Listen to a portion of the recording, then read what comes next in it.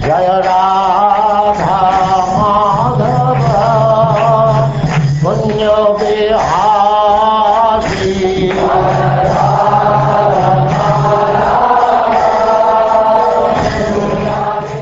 And now chapter 10, the pastimes of the Supreme Lord, Ramachandra.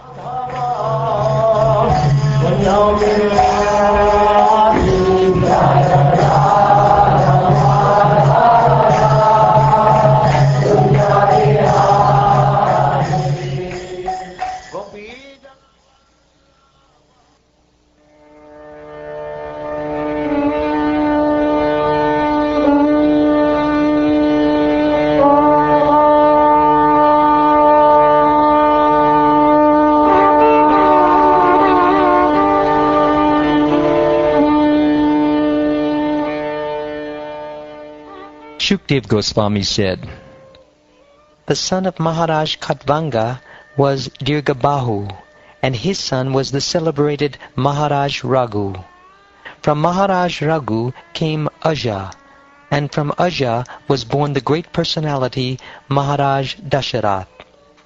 Being prayed for by the demigods, the Supreme Personality of Godhead, the Absolute Truth Himself, directly appeared with his expansion and expansions of the expansion. Their holy names were Ram, Lakshman, Bharat, and Shatrughna.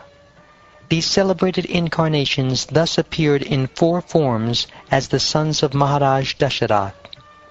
O King Parikshit, the transcendental activities of Lord Ramachandra have been described by great saintly persons who have seen the truth. Because you have heard again and again about Lord Ramachandra, the husband of Mother Sita, I shall describe these activities only in brief. Please listen. To keep the promise of his father intact, Lord Ramachandra immediately gave up the position of king and, accompanied by his wife, Mother Sita, wandered from one forest to another on his lotus feet, which were so delicate that they were unable to bear even the touch of Sita's palms. The Lord was also accompanied by Hanuman, king of the monkeys, and by his own younger brother, Lord Lakshman, both of whom gave him relief from the fatigue of wandering in the forest. Having cut off the nose and ears of Shurpanakha, thus disfiguring her, the Lord was separated from Mother Sita. He therefore became angry, moving his eyebrows and thus frightening the ocean, who then allowed the Lord to construct a bridge to cross the ocean. Subsequently, the Lord entered the kingdom of Ravan to kill him, like a fire devouring a forest. May that Supreme Lord, Ramachandra, give us all protection. In the arena of the sacrifice performed by Vishvamitra, Lord Ramachandra, the king of Ayodhya, killed many demons, rakshasas, and uncivilized men who wandered at night in the mode of darkness. May Lord Ramachandra, who killed these demons in the presence of Lakshman, be kind enough to give us protection. O King, the pastimes of Lord Ramachandra were wonderful, like those of a baby elephant.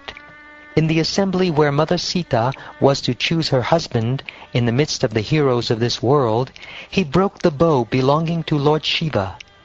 This bow was so heavy that it was carried by 300 men, but Lord Ramachandra bent and strung it and broke it in the middle, just as a baby elephant breaks a stick of sugar cane. Thus the Lord achieved the hand of Mother Sita, who was equally as endowed with transcendental qualities of form, beauty, behavior, age, and nature. Indeed, she was the goddess of fortune, who constantly rests on the chest of the Lord. While returning from Sita's home, after gaining her at the assembly of competitors, Lord Ramachandra met Parashuram. Although Parashuram was very proud, having rid the earth of the royal order 21 times, he was defeated by the Lord, who appeared to be a Kshatriya of the royal order. Carrying out the order of his father, who was bound by a promise to his wife, Lord Ramachandra left behind his kingdom, opulence, friends, well-wishers, residence, and everything else, just as a liberated soul gives up his life, and went to the forest with Sita. While wandering in the forest, where he accepted a life of hardship, carrying his invincible bow and arrows in his hand, Lord Ramachandra deformed Ravan's sister, who was polluted with lusty desires, by cutting off her nose and ears. He also killed her 14,000 Rakshasa friends, headed by Kara, Trishira, and Dushan.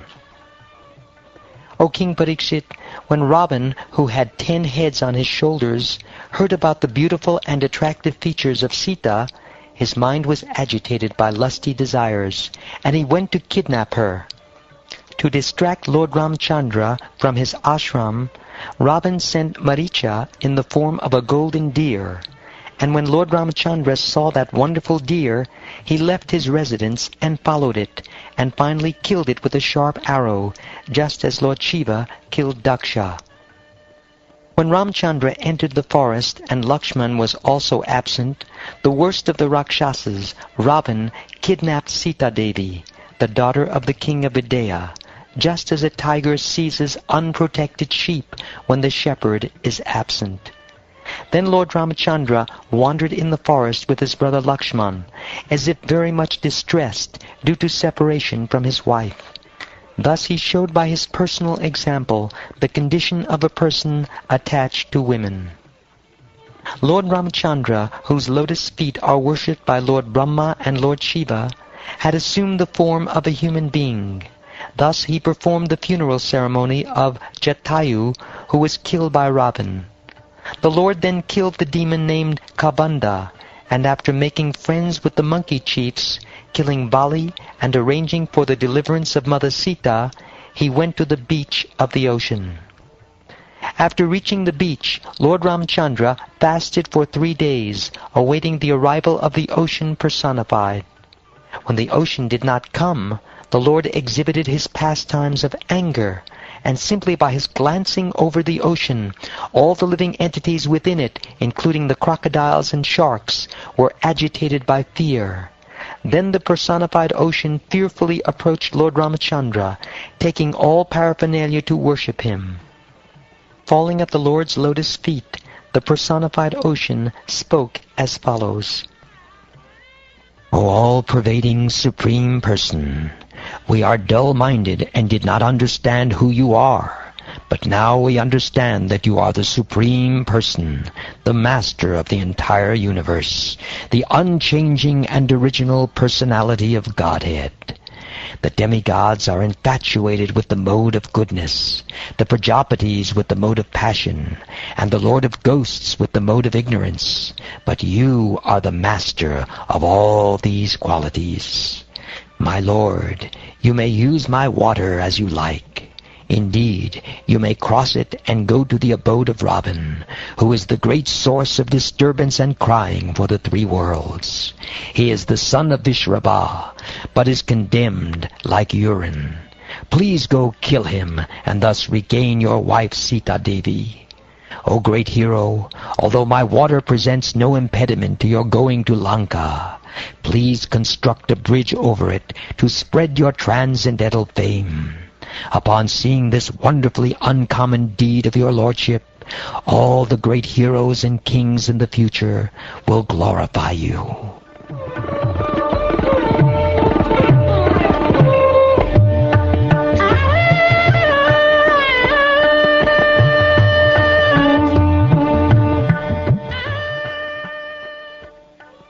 After constructing a bridge over the ocean by throwing into the water the peaks of mountains, whose trees and other vegetation had been shaken by the hands of great monkeys, Lord Ramachandra went to Lanka to release Sita Devi from the clutches of Ravan.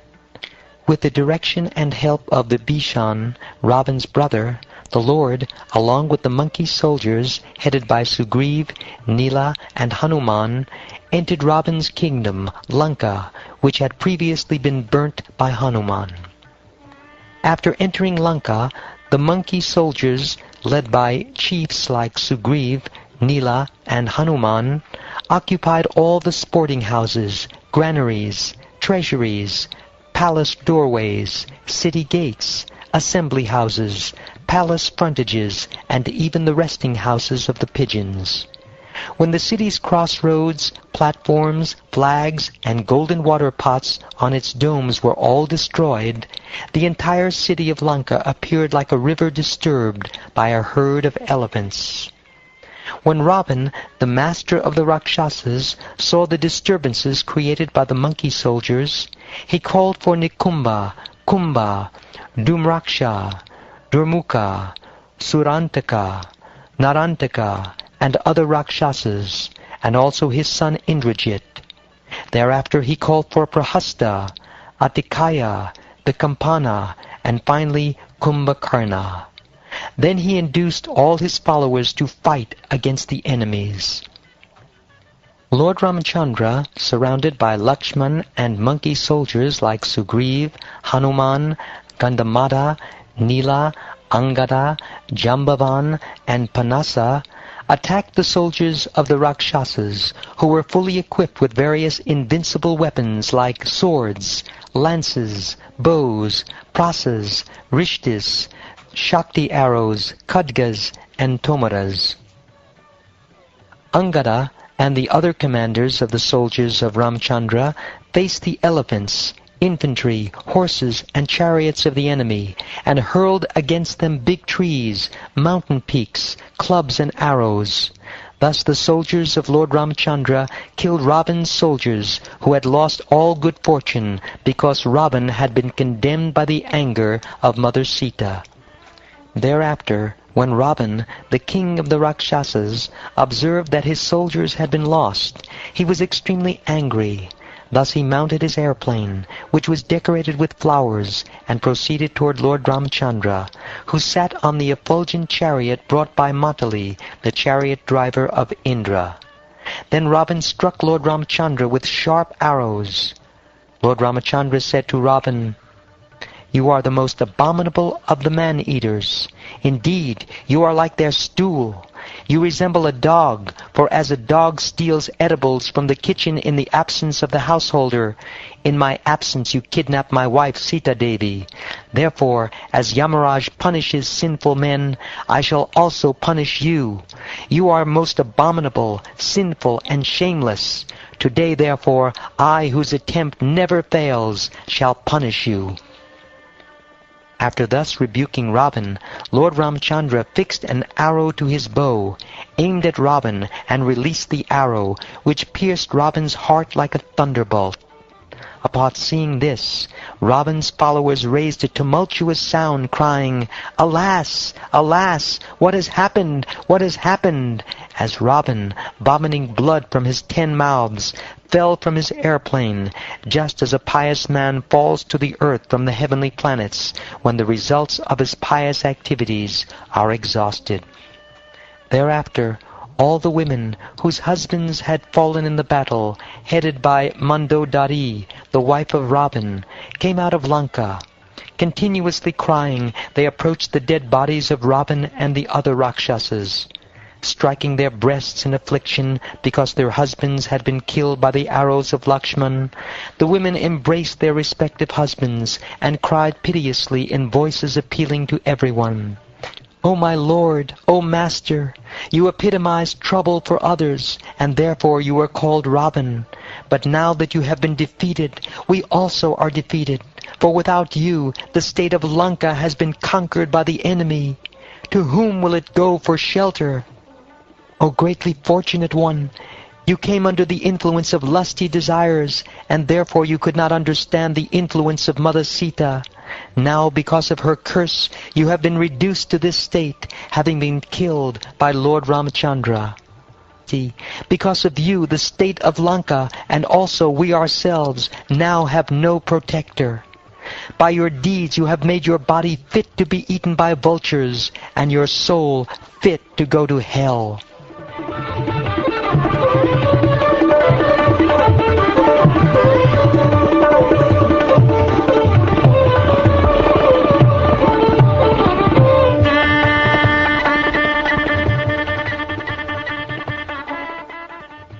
Vibhishan, the pious brother of Ravan and devotee of Lord Ramachandra, received approval from Lord Ramachandra, the king of Kosala.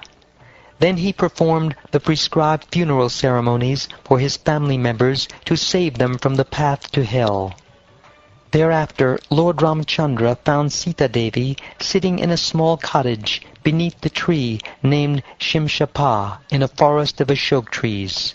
She was lean and thin, being aggrieved because of separation from him.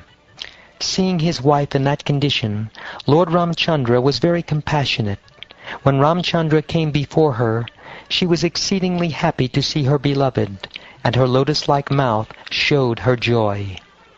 After giving Vibhishan the power to rule the Rakshasa population of Lanka for the duration of 1 kalpa, Lord Ramachandra, the Supreme Personality of Godhead, placed Sita Devi on an airplane decorated with flowers, and then he got on the plane himself. The period for his living in the forest having ended, the Lord returned to Ayodhya, accompanied by Hanuman, Sugriv, and his brother Lakshman. When Lord Ramachandra returned to his capital, Ayodhya, he was greeted on the road by the princely order, who showered his body with beautiful, fragrant flowers, while great personalities like Lord Brahma and other demigods glorified the activities of the Lord in great jubilation. Upon reaching Ayodhya, Lord Ramachandra heard that in his absence his brother Bharat was eating barley cooked in the urine of a cow, covering his body with the bark of trees, wearing matted locks of hair, and lying on a mattress of kusha. The most merciful Lord very much lamented this. When Lord Bharat understood that Lord Ramachandra was returning to the capital, Ayodhya, he immediately took upon his own head Lord Ramachandra's wooden shoes and came out from his camp at Nandigram. Lord Bharat was accompanied by ministers, priests, and other respectable citizens, by professional musicians vibrating pleasing musical sounds, and by learned Brahmins loudly chanting Vedic hymns. Following in the procession were chariots drawn by beautiful horses with harnesses of golden rope. These chariots were decorated by flags with golden embroidery and by other flags of various sizes and patterns. There were soldiers bedecked with golden armor, servants bearing betel nut, and many well-known and beautiful prostitutes. Many servants followed on foot, bearing an umbrella, whisks, different grades of precious jewels, and other paraphernalia befitting a royal reception. Accompanied in this way, Lord Bharat, his heart softened in ecstasy and his eyes full of tears, approached Lord Ramachandra and fell at his lotus feet with great ecstatic love. After offering the wooden shoes before Lord Ramachandra, Lord Bharat stood with folded hands, his eyes full of tears, and Lord Ramachandra bathed Bharat with tears while embracing him with both arms for a long time. Accompanied by Mother Sita and Lakshman, Lord Ramachandra then offered his respectful obeisances unto the learned Brahmins and the elderly persons in the family, and all the citizens of Ayodhya offered their respectful obeisances unto the Lord. The citizens of Ayodhya, upon seeing their king return after a long absence, offered him flower garlands, waved their upper cloths, and danced in great jubilation. O King, Lord Bharat carried Lord Ramachandra's wooden shoes. Sugriv and Vibhishan carried a whisk and an excellent fan. Hanuman carried a white umbrella. Shatrughna carried a bow and 2 quivers. And Sita Devi carried a water pot filled with water from holy places. Angada carried a sword, and Jambavan, king of the rikshas, carried a golden shield. O King Parikshit, as the Lord sat on his airplane of flowers, with offering him prayers and reciters chanting about his characteristics, he appeared like the moon with the stars and planets. Thereafter, having been welcomed by his brother Bharat, Lord Ramachandra entered the city of Ayodhya in the midst of a festival. When he entered the palace, he offered obeisances to all the mothers, including Kaikeyi and the other wives of Maharaj Dasharath, and especially his own mother, Kaushalya. He also offered obeisances to the spiritual preceptors, such as Vasishta, friends of his own age and younger friends worshipped him, and he returned their respectful obeisances, as did Lakshman and Mother Sita. In this way they all entered the palace. Upon seeing their sons, the mothers of Ram and Lakshman, Bharat and Shatrughan, immediately arose, like unconscious bodies returning to consciousness. The mothers placed their sons on their laps and bathed them with tears, thus relieving themselves of the grief of long separation. The family priest or spiritual master, Vasishta, had Lord Ramachandra cleanly shaved, freeing him from his matted locks of hair. Then, with the cooperation of the elderly members of the family, he performed the bathing ceremony, or abhishek, for Lord Ramachandra with the water of the 4 seas and with other substances, just as it was performed for King Indra. Lord Ramachandra, fully bathed and his head clean shaven, dressed himself very nicely and was decorated with a garland and ornaments. Thus he shone brightly, surrounded by his brothers and wife, who were similarly dressed and ornamented. Being pleased by the full surrender and submission of Lord Bharat, Lord Ramachandra then accepted the throne of the state. He cared for the citizens exactly like a father, and the citizens, being fully engaged in their occupational duties of varna and ashram, accepted him as their father. Lord Ramachandra became king during Treta Yuga, but because of his good government, the age was like Satya Yuga. Everyone was religious and completely happy.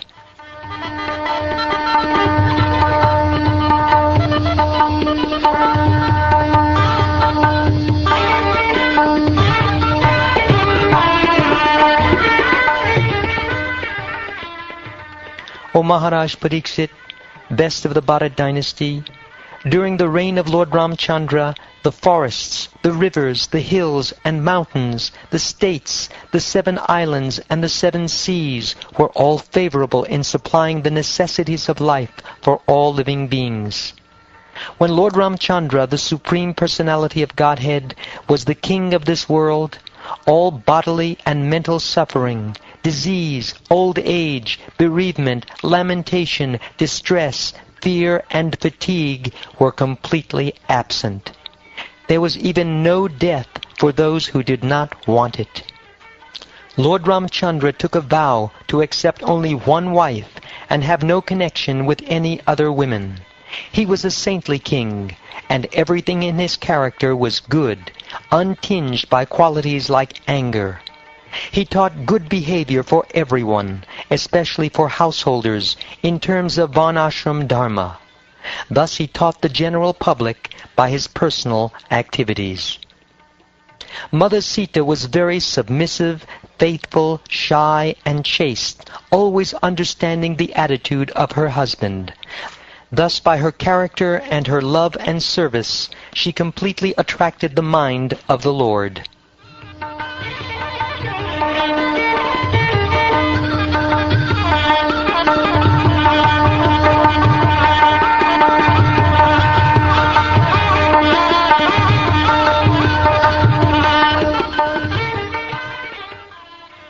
Thus ends the 10th chapter of the 9th canto of the Srimad Bhagavatam, entitled The Pastimes of the Supreme Lord Ramachandra.